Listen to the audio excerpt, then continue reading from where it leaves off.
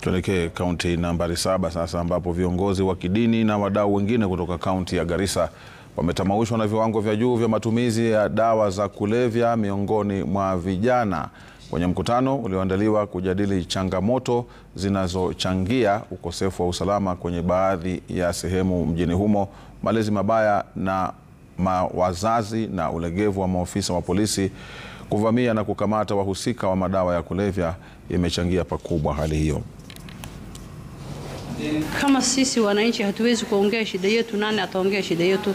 Hakuna mtu mwingine atatoka mahali ingine kutuongelesha shida. Sisi ni wananchi na tunajua shida ya hii Garissa na tunajua pia suluhu. Kina mama tumeongea hii watoto ni ya wazazi na wazazi wametoka Garissa. Kila mzazi akanye mtoto yake akuwe na mtoto ambaye akona adabu. So jamii inatokana na family. Family kama mzuri, kila family kwa mzuri, jamii pia itakuwa mzuri. Tumeongea kwa wingi sana. Tungependa tusaidie na serikali namna kukomesha hii dawa ambaye imeathiri watoto wetu, future yao imeharibika na wameshinda kufanya kazi. Tungependa tusaidiwe na sisi pia tuweze kushikamana na serikali yetu ili tuweze kupunguza mambo haya ya dawa ya kulevya. Wazazi pia wajue watoto yao wanaletea pesa, wametoa wapi hiyo pesa?